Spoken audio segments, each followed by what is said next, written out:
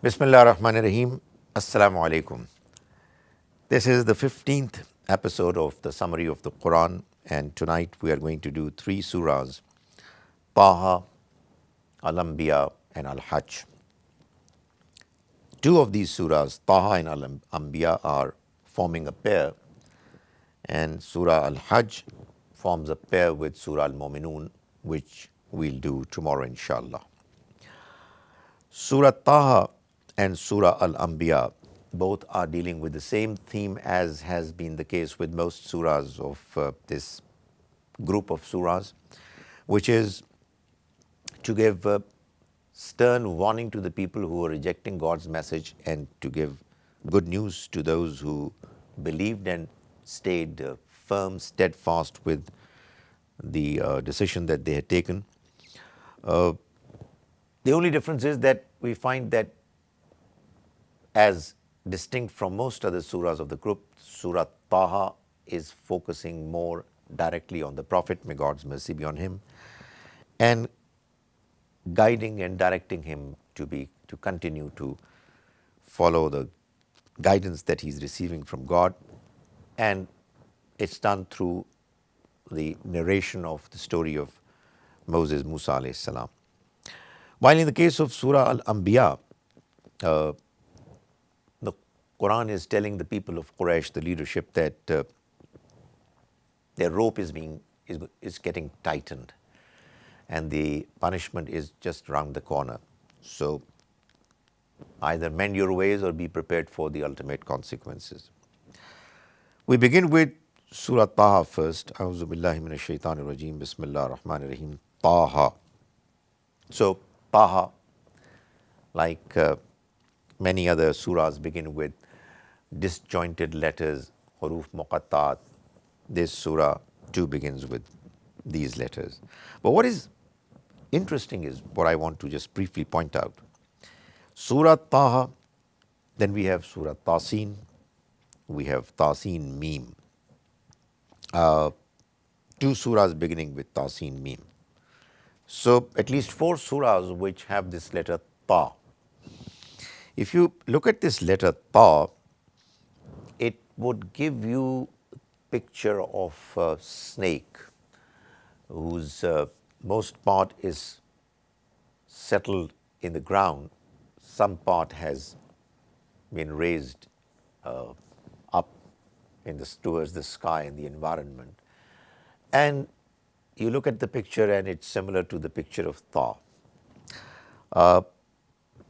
The letters in the earlier languages that are ancient, used to reflect one object or another, like is the case with Chinese language, I'm informed. So the letter Taha had to do with snake, serpent. Surahs beginning with Ta all have the story of Musa alayhi salam, and all stories of Musa alayhi salam have the mention of snake, serpent.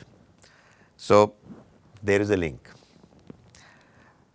Taha ma anzalna alayka al-Qur'ana litashqa. We have not sent down the Quran to you, O Prophet, to distress you. That's not what the purpose is. Illa tazkiratan liman yakhsha, except as a reminder for those who fear God. So these are the words of comfort for the Prophet, that the idea is to make you let others know what the truth is and to remind them. The idea is not to make you feel difficult, distressed. Then the surah goes on to describe some part of the story of Musa alayhi salam in some detail. And it says that when Moses met God Almighty for the first time, God said to him, Innani anallahu la ilaha illa ana. I am the God. There is no deity except me. Wa aqimis salata li zikri. And you establish prayer for my remembrance, for being reminded about me. So, well, before that, the Almighty has also mentioned that He has kept away the judgment day from observation so that He may test people, and then moves on to say that this prayer is meant for remembering God. And that's what we must always keep in mind while we are praying. Every ritual, every religious expectation has a reason behind it, a purpose, a goal that needs to be achieved. Like in the case of fasting, the Almighty says, He has prescribed fasting for you, la'allakum tattaqun, so that you may become God conscious. Likewise, when we are praying, the Almighty says that this great worship is meant to remember God, to be reminded of Him. So we should always understand what we are saying in our prayers, and we should remember God as much as is possible through His attributes, through His message.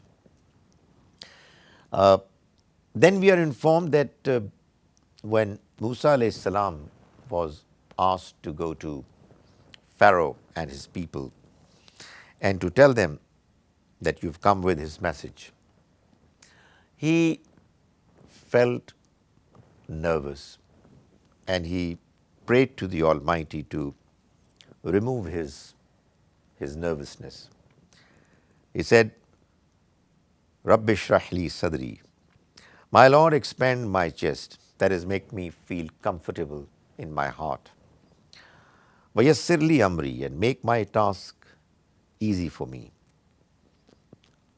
Wahlul uqdatam min lisani, and untie the knot from my tongue, that is, make my speech more flowing, fluent. Yafqahu qawli, so that they might understand my speech. Obviously, it helps a great deal if there is somebody who is able to express himself freely with a flowing expression. Musa alayhi salam felt that now that this job has been assigned to him, it's important that he should do the task effectively. Verses 41 to 44 tell us that the Almighty is addressing Musa alayhi salam and telling him, Vastanatuka li nafsi, I have made you specially for myself. That's indeed a great privilege that the Almighty conferred upon Musa alayhi salam, and it's a great remark about a great servant of the Almighty, that he was made specially for God's tasks. The life that he went through, the experiences that he faced, were all meant to make sure that he does the task that the Almighty would assign him effectively, as best as is possible. Izhab anta wa akhuka, go you with your brother, biayati, with my verses, wala taniya fi zikri, and do not slacken in remembering me. Izhaba ila Firaun, go to Pharaoh, innahu tagha, he has transgressed. Faqula lahu qawlan layyina, but say to him words of politeness. Talk to him politely. He has transgressed. He is arrogant. He has gone beyond limits of acceptability while dealing with matters that have got to do with morality and with God. And yet, we are asking you, the great Prophet Musa and his brother Harun alayhimus salam, that when you talk to him politely. That's what the instructions of the Almighty are. To all those people who deliver God's message, do it politely, or else, for God's sake, don't do it, because God's message has to be delivered effectively. لَعَلَّهُ يَتَذَكَّرُ أَوْ يَخْشَى, you never know. He might be reminded or might fear God. So try as best as you can. So the story goes on, and we find that the Almighty is telling us that Moses comes back after having met God. And despite the fact that Musa alayhi salam himself was present and his brother was present, and yet an entire nation was deceived by a person on the plea that he had apparently some kind of a spiritual experience. These people, deceivers, are there all the while, and there are people, naive, vulnerable people who fall prey to what they are telling them. So Musa alayhi salam, he came and asked this man, Samri, who created a calf and somehow caused some kind of sound coming from it, which impressed people, and they started worshipping it.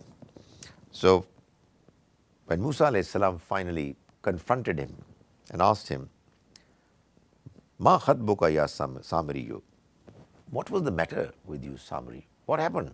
What did you do? He said, Qala basurtu bima lam yapsuru. I saw what they didn't see, so I took a handful of dust from the track of the angel and threw it, and thus my inner self suggested to me. As vague as these people can be, that he said something which people somehow got impressed with, as if he had the knowledge of the unseen world. He saw some angel and it was something very remarkable and sacred. So he was completely gotten rid of. But the fact of the matter is that despite the presence of two great prophets, this evil deceiver was able to deceive a whole nation. We move on to the next surah, Surah Al-Anbiya, wherein at the very beginning the Almighty is telling the people of Quraysh, as I said in the introduction, that your days are numbered. If you're not going to correct yourself, then the Almighty's promised punishment is going to come very soon. اقترب للناس حسابهم وهم في غفلة معرضون. The time of their accountability has come close while they are still heedless to the message, turning away. That's what they are doing. No new reminder comes to them except that they listen to it while playing and ignoring it. So they are being told that this attitude of theirs is not going to help them. Their hearts are unattentive, and these unjust people conceal their private conversation. What is this man except a human like you?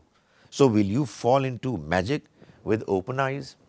That's the way they would talk about this message, in an insulting way, ignoring it, and that's what people who reject messengers do, and they ultimately pay for it because they are punished and eliminated from the face of this earth. The Almighty goes on to mention in verses 16 and 17 something important. He says, وَمَا خَلَقْنَا السَّمَاءَ وَالْأَرْضَ وَمَا بَيْنَهُمَا لَاعِبِينَ. And we did not create the heavens and the earth and what lies between them for entertainment. We didn't do it to just have fun. Had we intended to do something for amusement, we would have done it on our own, had that been our purpose. لَوْ أَرَدْنَاهُ أَنْ يَتَّخِذَ لَهْوًا لَاتَّخَذْنَاهُ مِنْ لَدُنَّا. We would have done it somewhere close to us. How can you imagine that in order for the Almighty to have fun, to have good time, He would have created this world wherein there is so much of misery, tragedies, tyranny? Is this what fun is all about? Can God, the mighty, the merciful, the wise, can He do something of that sort to just have good time? Not at all. Then we move on to verse 35, which is actually pointing at the purpose why the Almighty created this world. He says, Kullu nafsin za'iqatul maut. Every soul shall taste death. وَنَبْلُوكُمْ بِالشَّرِّ وَالْخَيْرِ fitna. And we are trying you through good and bad conditions to distinguish good from bad. وَإِلَيْنَا تُرْجَعُونَ. And towards us, you all are going to return. In other words, people are made to go through good times, people suffer through bad times, and it's all a trial and nothing else. And what the Almighty is doing as a consequence of this trial is that He is bringing out from people, individuals, their respective behaviors in response to the circumstances that they face. They all have been provided with the all-important freedom. We all have the ability to, the independence of choosing to do whatever we want to. This is a very important decision of the Almighty regarding His creatures, that they be given limited freedom for them to decide whatever they want to, and that makes this whole experience, human experience, a very serious affair. It's not that we are here to just make money, have a good life, and just pop off one day, all of a sudden, and that would be just the end of it all. Not at all. All these facilities, energies, abilities, blessings are here for us to be able to live a life and then be able to do good, be able to exercise our judgment in favor of what the truth is, to prove, to show to the Almighty that the privilege of freedom that He had given us, we are using it properly, and then ultimately we are successful in the next life. We are informed about in this surah the story of the great man Ibrahim alayhi salam. God tells us that he was living with a nation who were polytheists, who worshipped idols. And in order to let these people know that what they were doing was unacceptable, it was something that was not explainable, which couldn't be defended. God says that Ibrahim decided and said to himself, وَالتَّاللَّهِ لَأَكِيدَنَّ أَصْنَامَكُمْ بَعْدَ أَن تُوَلُّوا مُدْبِرِينَ. He said to himself, and by God, I will surely plan against your idols after you've gone. So when people left the place where the idols, statues were placed, where they would pray to them in the temple, he went inside and he smashed them all into pieces, except for one, the biggest of them all. When people came back, they were shocked and they started shouting as to who was the one who was responsible for doing it. And some people said that there is this young man by the name of Abraham who used to talk ill of them. He must be the one who would have done it. So they said, they brought Abraham before a large number of people and they asked him, A'anta fa'alta haza bi'alihatina? Ya Ibrahim, O Abraham, did you do it with our statues, with our gods? And he replied, he must have done it, this biggest of them all, with a dagger on his shoulders.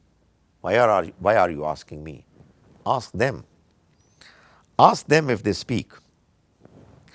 And the Quran tells us, God tells us, who knows what's happening inside the hearts of individuals, that these people, they were embarrassed. They conversed privately and they said to each other, Innakum antum az-zalimun, you are unfair. He's right. What we are doing is absolutely rubbish, absurd, makes no sense. Yet, what happened was, and Abraham continued to say that, do you worship those who can neither benefit you nor harm you? Is that what you're doing? Shame on you, uffil lakum, walima ta'budun, and what you worship other than God. Walima ta'buduna min dunillah. Afala ta'qilun, do you not use your intellect? Are you not using your senses? So the Quran tells us that despite the fact that they realize from inside that what he's saying is right and what we are doing is wrong.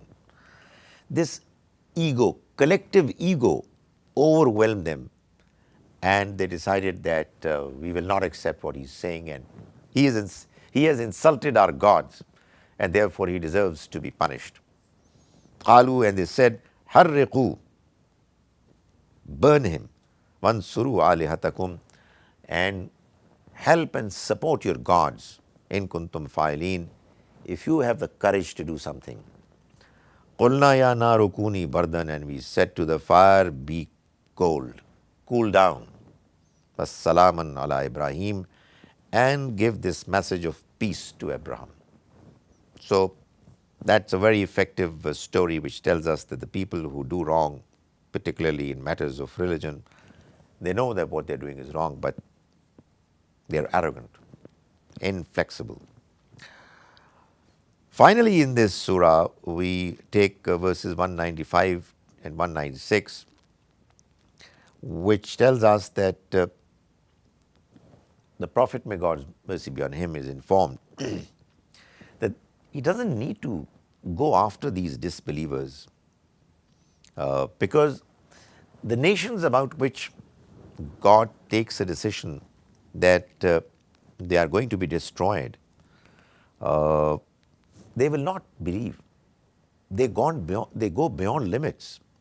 So when people become incorrigible, they go as far as the limits do not allow them to go. They are categorized as people who would never correct themselves, would go astray, and they'll ultimately be destroyed. It's based on God Almighty's policy of guidance and misguidance, which he implements on the basis of his policy of justice. He is absolutely fair in deciding his matters regarding guidance of humans. So the Almighty is telling the Prophet not to go after them, because once it is decided that these people are going to be destroyed on the basis of the Almighty's knowledge and wisdom, they will never incline to get back to faith, to accept the truth, until such time that Gog and Magog, Yajuj or Majuj, they would emerge.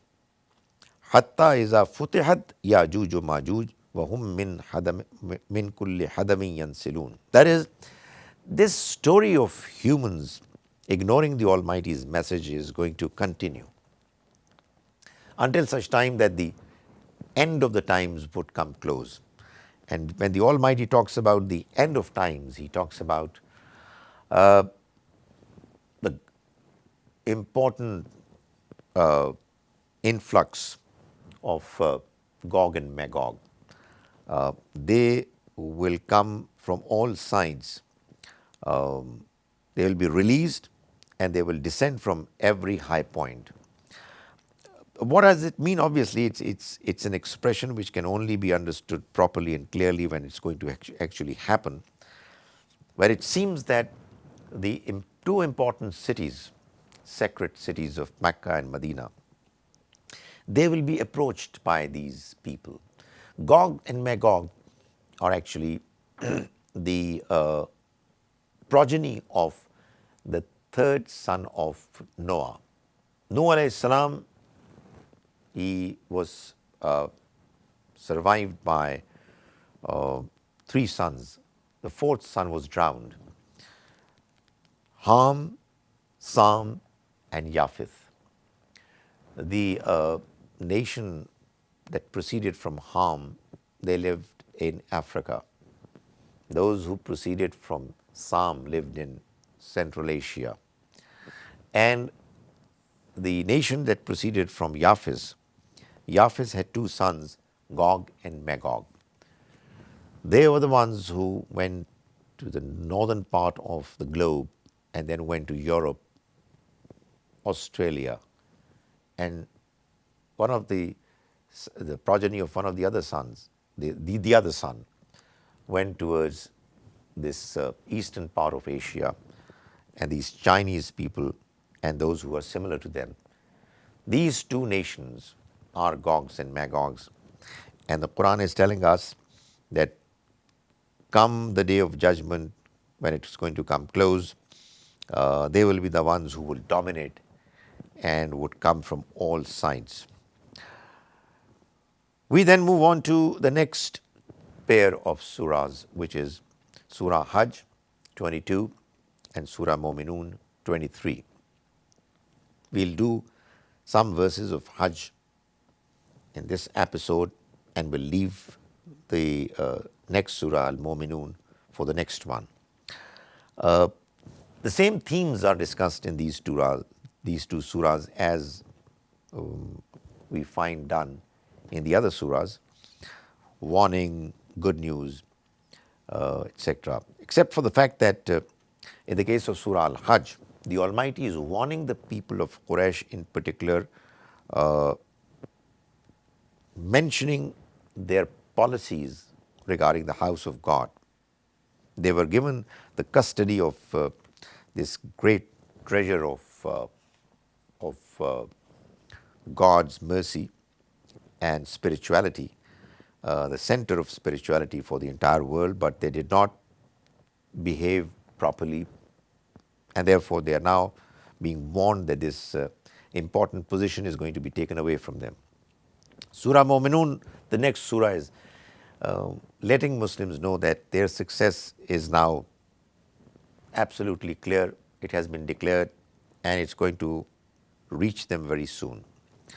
Surah Al-Hajj begins by the description of the Day of Judgment. How are the events going to unfold?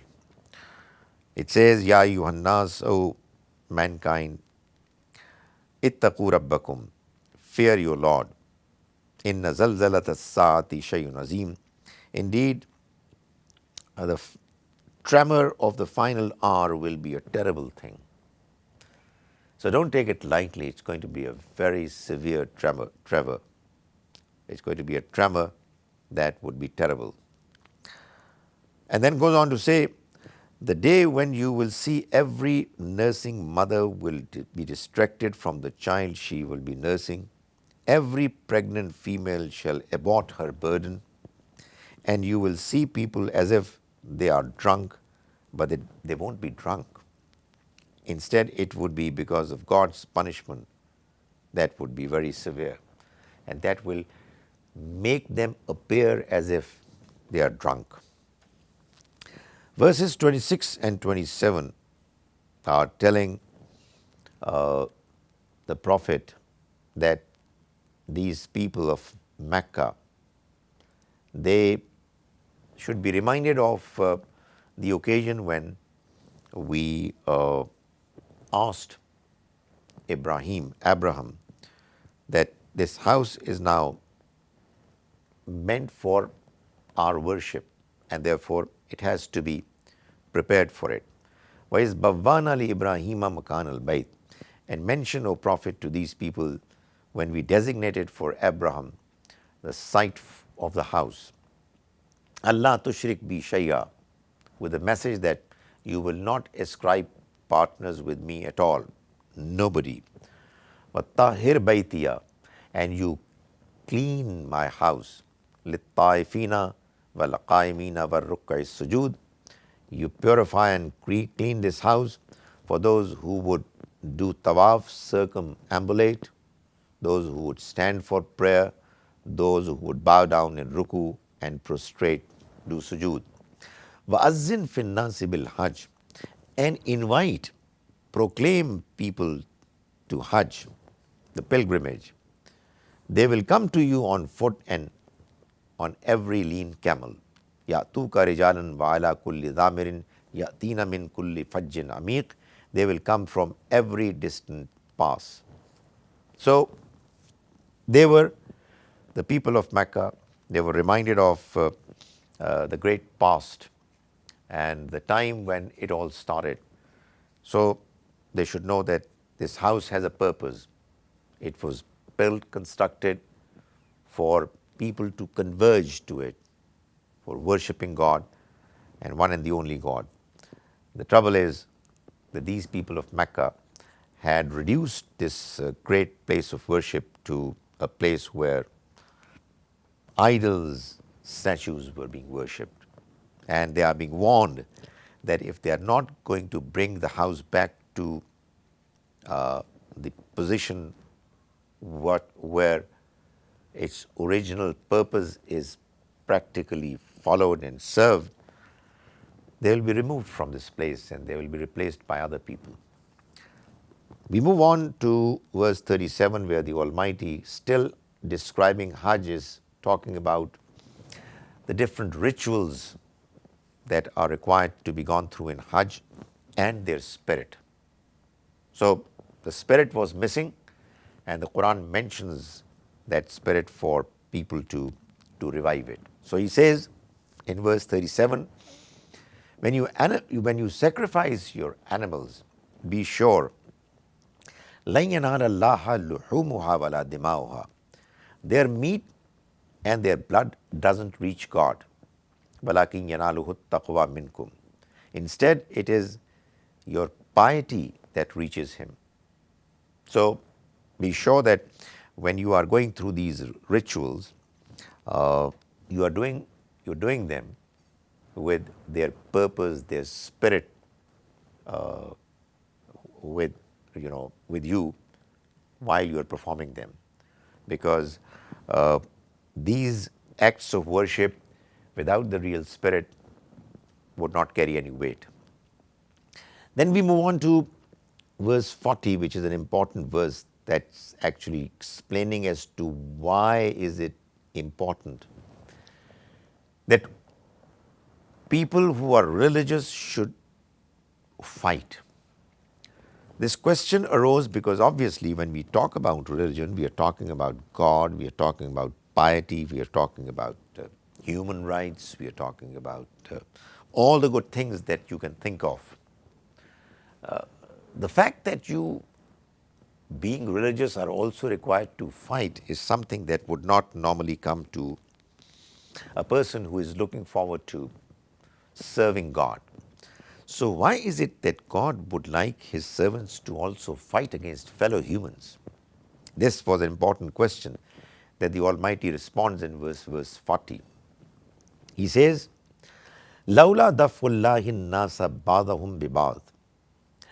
Had not God gotten rid of some people through others, لَهُدِّمَتْ سَوَامِعُ وَبِيعٌ وَصَلَوَاتٌ وَمَسَاجِدُ. Then it would have happened that monasteries, churches, synagogues and mosques, they would have been demolished. Had it not been that God would have checked some people through others, those others, those who were checked, who were fought against, they would have demolished places of worship, these monasteries, these churches, these synagogues and mosques, where the Almighty says the name of God is much mentioned. So in other words, God requires expects His servants to at times be prepared for fighting in His cause, because there are evil people in this world. They are evil because they have used their freedom incorrectly, and they are after every good thing in this life.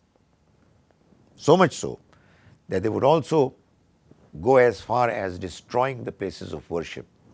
And therefore God wants His good, noble, pious people to be prepared to defend the cause of God's message and His places of worship. The next verse 41 says that God likes those people who come to support Him and His cause. And He says in the previous verse, وَلَا يَنْصُرَنَّ اللَّهُ مَنْ يَنْصُرُهُ. And God is most certainly going to support those people who are going to support Him, that is His cause. إِنَّ اللَّهَ لَقَوِيٌّ عَزِيزٌ. Most certainly God is exalted, powerful and mighty. These people who support God's cause are the ones which he says, Allazina immakkannahum fil ard. Those whom if we give authority, that is, if they are given to rule over a certain land, aqamus salat, they will establish prayer, wa'atawu zakat, and would give zakat, devise a system of receiving and paying zakat, wa'amaru bil maroof, and they will enjoin what is right, wa nahaw anil munkar, and would forbid what is wrong. Walillahi aqibatul umur, and to God belongs the outcome of all matters. That is, God-fearing people, when they get the opportunity, they exercise their freedom of ruling over territory, a population, exactly in accordance with the expectations of the Almighty. And this is what God promises is going to happen in the future as well, as indeed it happened when believers got the opportunity of controlling, invading, controlling and running the affairs of land and population for a pretty long time. Then we move on to verse 46, where the Almighty says, Afalam yasiru fil ard, have they not travelled through the land? Fatakuna lahum qulubun, so that they should have hearts, yaqiluna biha, with which they would reason. Aw azanun yasmauna biha, or they would have had ears with which they would have listened carefully. فَإِنَّهَا لَا تَعْمَى الْأَبْصَارِ. This is because, it's not eyes that are blinded. وَلَكِنْ تَعْمَى الْقُلُوبُ الَّتِي فِي الصُّدُورِ, but it is the hearts which get blinded. So, people who do not pay heed to the right message are the ones whose hearts are blinded. They cannot see what the truth is because of their wrong deeds. They've caused the purity of their heart to be damaged, to be affected, and therefore they cannot see the truth despite the fact that it's visible to them in the form of the destroyed populations which went through calamities, punishments from the Almighty because of their misdeeds. Finally, we come to the last verse of Surah Al-Hajj, verse 78, wherein the Almighty is addressing believers, Muslims, right at the time when they have been formed into an ummah and they are about to migrate to Medina. The Almighty says, وَجَاهِدُوا فِي اللَّهِ حَقَّ جِهَادِهِ. O believers, you fight and strive in the way of God, the way it's befitting. He deserves to be served and fought for as best as is possible. وَاجْتَبَاكُمْ, He has picked you, chosen you. وَمَا جَعَلَ عَلَيْكُمْ فِي الدِّينِ مِنْ حَرَجٍ, and He has kept nothing difficult in your religion. He has made for you nothing in your religion that is difficult. Millat abikum Ibrahim, it's the same path, the same tradition, the same religion as that of your father Ibrahim. Huwa sammakumul muslimin. He is the one who named you Muslims, people who have submitted themselves to the will of God. Min qablu wa fi haza, even before and now in this message too, you are called Muslims. Why? Why has this arrangement been made? لِيَكُونَ الرَّسُولُ شَهِيدًا عَلَيْكُمْ, so that the messenger becomes an evidence, a testimony over you. He testifies God's message to you. وَتَكُونُوا شُهَدَاءَ عَلَى النَّاسِ, and you be an evidence, a witness for the rest of the mankind. On the one hand, the messenger has been a witness to you on behalf of God Almighty and His message, and now it is your task that you take this message and be witness for the rest of the mankind. That's what your job is. So, فَأَقِيمُوا الصَّلَاةِ, then establish regular prayers, وَآتُوا الزَّكَاةِ, and give zakat, alms, establish a system for it, وَاعْتَصِمُوا بِاللَّهِ, and hold fast to the rope of God, this Quran. Huwa Mawlakum, God, He is your protector. فَنِعْمَ الْمَوْلَى وَنِعْمَ النَّصِيرُ, and what an excellent protector and what an excellent helper. May the Almighty enable us to understand His message and its obligations on us properly, and may He enable us to discharge those obligations as best as is possible for us.